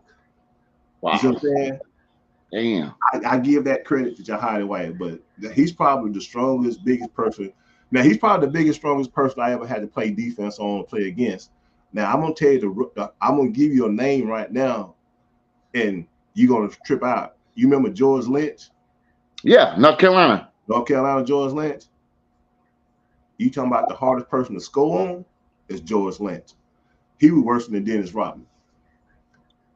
On his defense, he stayed so low as a big man trying to play deep, trying to score on him. Now it's different. You go face him up. I'm talking about in the post. George Lynch. I don't care what nobody say. I know he was a beast. You couldn't roll off of him. You know what I'm saying? You couldn't roll off of him. Now, if since we're talking about the ACC, I got to bring up a player. I want to know what you think potentially he could have been. I think you know where I'm going with this. He goes by the name of Len Bias. Ooh. You ain't got to say no more. Don't say no more. You ain't got to say no more. Man. I told you. That's the second M. Jordan. That's the second MJ. Dude, man, let me tell you something. Now, you really would have a GOAT situation if he never passed away. Because him and MJ was right here. Uh-huh. Piece by piece, hand by hand. Both of them boys were bred different. I'm telling you now, hey, no. Then Bias, he was just a little bit taller than MJ, but his mentality in his game was the same. His mentality in the game was the same. You brought the name right there now. Like people say, oh, well, he never got a chance to play. Dude, you can just tell by the 3 years he played at Maryland. You know what I'm saying? And he played against all the dudes he would have been playing against from North Carolina, Virginia. He'd been playing within the league. Uh-huh. Eating them up. And do you know who could have ended up playing with? Reggie Lee. Yeah, you think he wasn't gonna eat them up when he got to the league? You know what I'm saying? That's like, okay, y'all my peers, we playing against, we all going to the league together. Right. You know what I'm saying? But no, man, yeah, golly. He's like Rodney Rogers. Yeah. You know what I'm saying? God rest his soul. You know what I'm saying? Like, dude, there's so many young men that came out through the ACC, that's not here with us, that just didn't have that opportunity and that chance. You know what I'm saying? I'm just keeping it real with you. As a former player and knowing guys and playing against guys in camps and different stuff. A lot of people just see the TV. They're like, oh, NBA. They just see the TV. They don't understand. It's guys that didn't have an opportunity because back then they only had 2 jobs. You know what I'm saying? It was only one job available. You know what I'm saying? So you had to be a man to get that job or know somebody. Right. So guys that missed the draft, that missed the NBA, they could have played in the NBA, could have played in it, but just didn't have room for them. You know what I'm saying? Absolutely. Because those that signed contracts, those that didn't, who the preference went to. It's now I get you. I'm gonna try to fast forward a little bit since I got you. What do you think about that NIL? And before you go, NIL, and how do you think it affects recruitment? How do you think it affects coaching? Because as you know, we're losing a lot of coaches because they don't want to deal with it. And then you have the players who are going to play 4 years somewhere and then are still eligible to go be a 5th-year player at some other school. And, like there's the guy from Kansas, Hutchinson. All these guys are just transferring, and the NIL, they're making $6-7 million a year. What's your take on that? Well, let me start off by saying this, okay? Okay. I like the idea that student athletes should get paid, okay? Mm-hmm. But I think it need to be a certain way they need to get paid because every student athlete is not the same. Right. Okay. And when you started putting an NIL deal out there and the transfer portal out there, yes, you kill college sports. Okay. Then I'm going to say this because I told you I help young ladies and young men get scholarships. Right. These days in time, if you got a young man and a young lady that's coming out of high school and they ain't a 5 star or they ain't in the top 100, they're not gonna get a D1 scholarship. You know why? Because the D1 schools is not offering scholarships to a 4 star below because they getting going to the transfer portal. You see what I'm saying? Yes, I do. Yeah. So now what they're doing, us as human beings, now if my son is not a 5 star, now he's got to go. There's nothing wrong with him going to a junior college or the D2 school because your D2 schools is D1 schools now. Right. That's right. So now D2 schools is the fishing pool to go play D1. You got to be very special to get a scholarship for football and basketball out of high school to go to a D1 school. Now, that's at your major. Now, that ain't like a low D1. I'm talking about Alabama's, your Clemson's, your Syracuse, you know what I'm saying, your Notre Dame's, because they're looking at the transfer portal. All right. That's messing up sports all around across the board. Two, the bad part about it is this. A kid that's 16, 17 years old should not be getting that type of money because he don't know what to do with it. Exactly.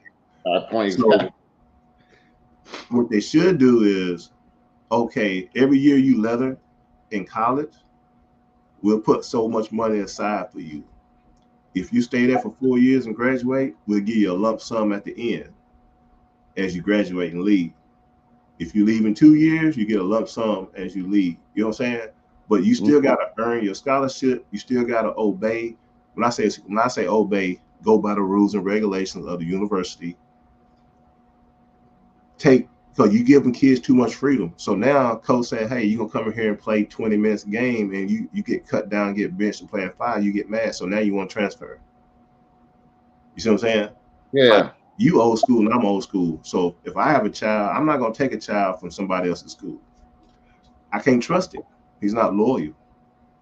True. I'm just being honest with you. I don't care how good you are. You know what I'm saying? There's a lot of good ones out there.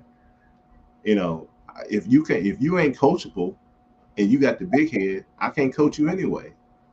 So that's what's wrong with athletics today. And that's what's wrong with the league today, if you really think about it. Even the NBA.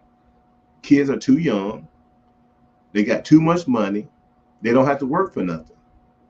They're giving you money off of ability that you haven't even showed yet. You know what I'm saying? Yeah. And it's all about the mighty dollar, and it's really messing up sports, athletics. And I'm saying that, not saying that you shouldn't get paid. I'm saying everybody's not a LeBron James. Everybody's not a Kobe. Everybody's not a Jordan. Everybody's not Garnett. You know, they come one every 10 years. You know what I'm saying? Yeah. And I've just been honest with you. So look at Zion. You know what I'm saying? Zion should have stayed in college for 4 years and got his weight on it. You know what I'm saying? Like, you can look back and say, you know, this is it. And I love him to death. But he just think if he'd stayed in college and got himself together and put his 4 years in, he'd have been a beast. He'd have been his weight would have been down. He would have been on, you know what I'm saying? So you going through this stuff now. So definitely. Can you hear me? I can hear you now. Can you hear me? Can you hear me? Yeah, I can hear you now. All right, good. Yeah, yeah. Where do you see? I'm not. I know you're not too cool on projections, but where do you see the NCAA in 5 years? Just because of, you know, because they're going to make changes to the NIL. They're going to make changes somewhere, somehow, some way. And where do you see the NCAA in like 5 years? You want me to tell you the truth? Yes. Back when you was growing up, you used to wear bell bottoms, didn't you? You used to wear bell bottoms? You used to wear bell bottoms, right? Absolutely. They back in style, right? Yep. Okay. So the NCAA is going out of style. In 5 years, it's gonna, you know what they're gonna do? They're gonna revamp it. They're gonna take control back again and flip it back around. That's all it is, baby. It's going around. That's all it is. I knew it. I just wanted you to say I knew. Yeah, that's all it is. It's just, you know, it is what it is right now because they trying it. They would say, here, go try it. Here you go do it. And it's all messed up. You know, and a lot of parents gonna start fussing because their kids are not getting no scholarships, and a lot of kids not gonna get in school. There's no free education out there no more. I know. It's no free education out there more. Because you gotta realize something. You got 15 kids on a basketball scholarship. Out of those 15 kids, 0 are gonna make it to the league. It's only 1% of a million that make it to the league. Exactly. You see what I'm saying? But now you missing out on free education. So, and I'm gonna say this on your show, and don't get mad at me for saying this. It's hurting us. Absolutely. Because now we're not getting a free education. Now it's putting us back down here. You're right. And we'll wake up and smell the coffee one of these days soon. Hopefully sooner than later, because like you said, it's gonna get worse before it gets worse. It's unfortunate because, like you said, free education, take advantage of that because that thing about their playing career. And first of all, like you said, 1% make it to the league, and those that still continue to play, more than likely they're not gonna play that long. What they're gonna do with the rest of their life? You know what I mean? So it's good to have something to fall back on. Education, they can't take it away from you, and it's a great thing. Blew out my knee. I'm prime example. Yeah, exactly.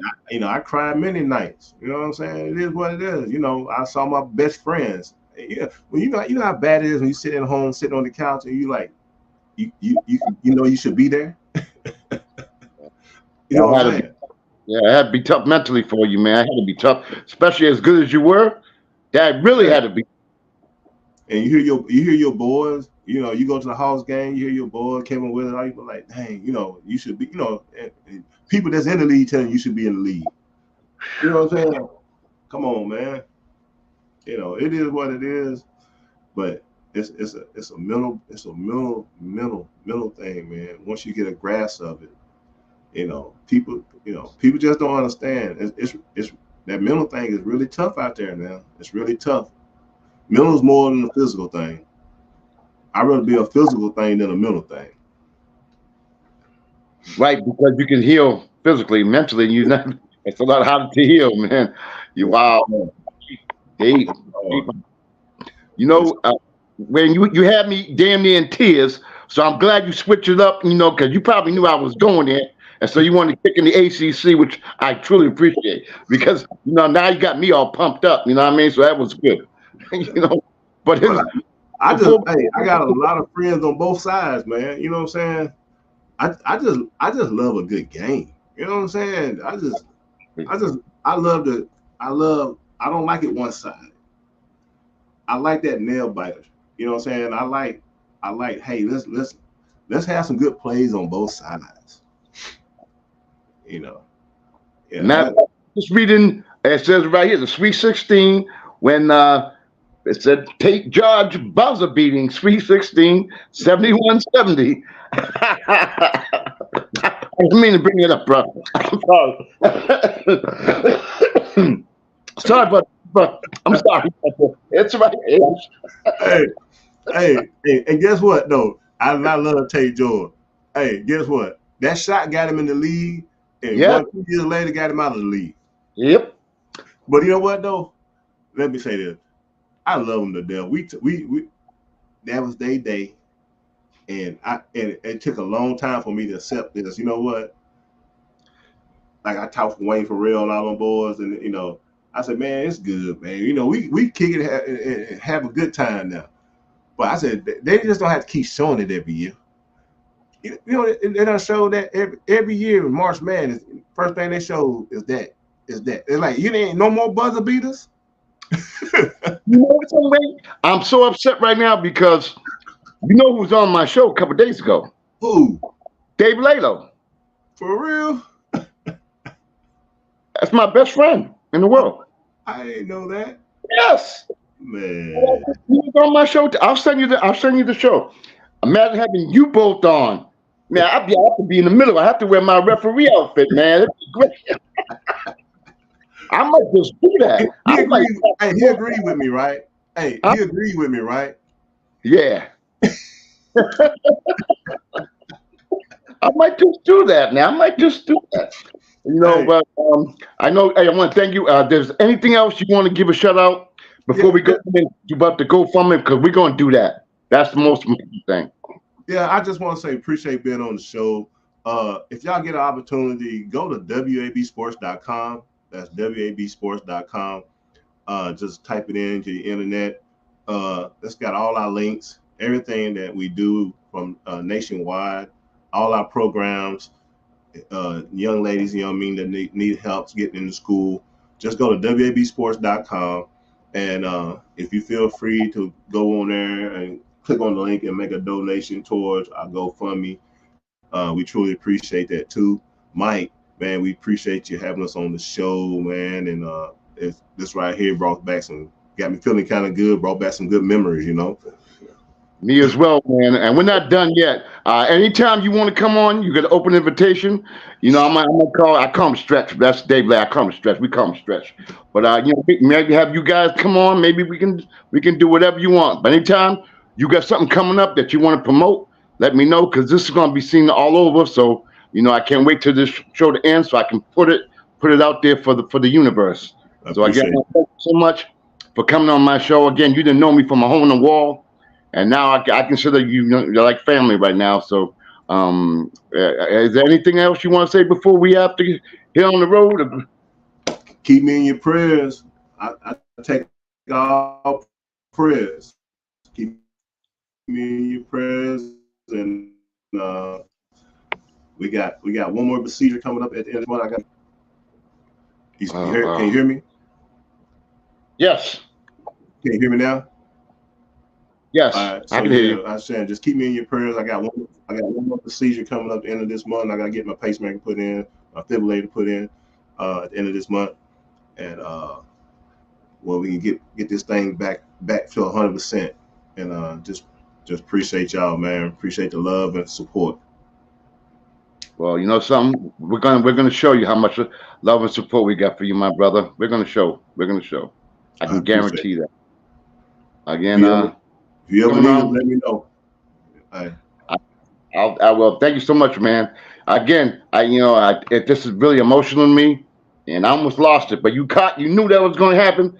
You had to throw the ACC in there to get me back on track. So I appreciate you, my brother, for that. And take care. God bless. Once the show's over, I'm gonna connect everybody with the GoFundMe, and we're gonna do this. We're gonna do the damn thing.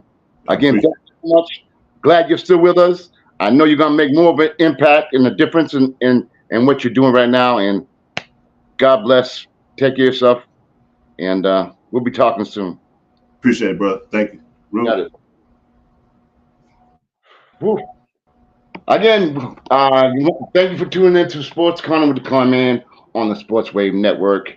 It's been a great evening tonight, hanging out with my boy. Oh, this has been tough. Woo. Wow, that was a tough one.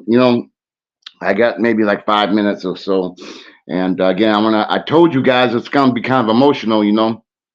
This was tough, man, because this is what it's all about. And again, I only knew him through seeing him dunk on Tate George, because my boy Dave later was coaching.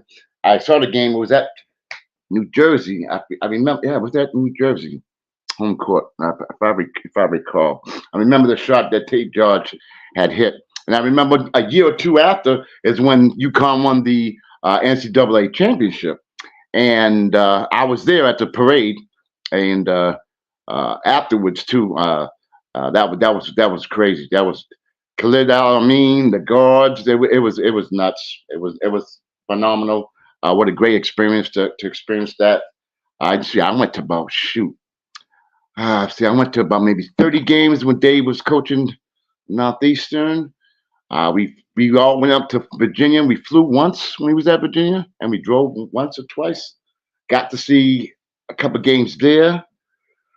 When he went to Missouri, I wasn't going there. Or Tulsa, or I never made it. The only thing I regret is I didn't make it to DePaul in Chicago. I never made it there, even though he was there twice. But when DePaul came to Providence, we was there. When he was at Virginia and they came to Providence, which they never did, if I recall. Or maybe they did. But I don't remember too much. But yeah, I try to make it, and it was good. And it's funny because when you keep it real and you're honest, I think people can accept you. Even though like I am not the best, as we know. But if they know you're coming from the heart, you're speaking from the heart. Yeah, I may not be Stephen A. But I come from a good place in my heart. And again, that was emotional. What I was talking about was a young man. Well, he's probably in his 40s. What his name is Nathan Victor. And this dude was a big time bodybuilder. I mean, he was a beast. And he suffered some issues, man. And it was touch and go, man. He got a new heart. You heard me? He got a new heart. And he survived. I mean, he lost all kind of weight. And I was honored to present him with a recognition award this year at my annual Thanksgiving Eve ceremony. So he's still with us. And then seeing what happened with Wayne recently, and you see the expense. So hopefully we can do something. I know I am. I ain't got a whole lot, but hopefully we can reach out to a lot of people. Every little bit helps. I'm sure it's tough for him to get with those expenses, and I'm gonna do whatever I can, and hopefully we can do something. Because he's also, you guys can tell he's a good man, and I told you it'd be kind of emotional for me, and I almost lost because I'm reading while he's talking. I'm looking at him, but I'm also reading his story, and I'm singing it.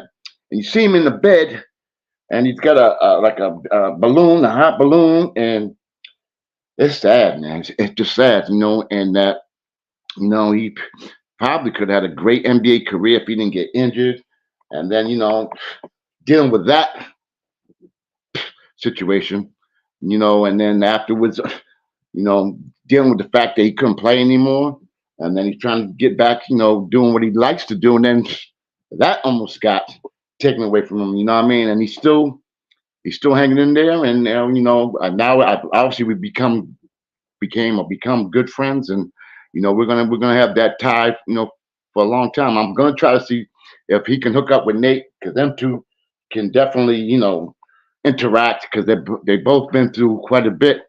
Nate with a new heart, and Wayne, being resuscitated and brought back to life. So I mean, I think they could have a more of a bond than what I have with either one of them. So I think that would be good too. But it's been a long day, man. I tell you what, it's been tough. This has not been. I mean, I've enjoyed it. And this also helps me with my verbal skills as well as my technical skills, which need a lot of help. But we won't go there. But this has been fun. I'm having a blast, and it just brought back some memories, and that's what I'm going to continue to do this as long as Key and the network allow me to do this. I like to bring different types of entertainment, and again, every now and then you got to bring something that hits home, and this was one of them that hits home because this was life and death issues. You know what I mean? And it puts things in proper perspective. But I'm gonna rant and rave for about 2 more minutes because every time when Key and Coach Dante, they know I don't like talking negative about players, so they'll try to set me up to try to get me, and I don't normally like to do it, but I've been watching the games, and got a great game tonight, by the way. Denver at the Celtics. Hopefully Denver wins.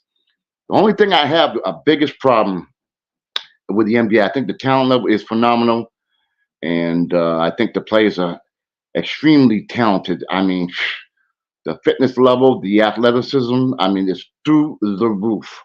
The shooting skills, everything is 10 times better than what it used to be. But you know something? You know what it's not like it used to be? I'm excusing my language, the bitching and complaining. If you watch an NBA game tonight, just watch it. Every shot there's a foul. Every shot, they look at the refs. They're always bailing out. The referees got that. To me, takes away from the game. every little bump, but when you bump them, there's not a foul. But if they touch you with your fingernail, I just can't deal with it, man. I'm old school, man. You bump, you play hard. Now I just don't like it. Just takes away from the game.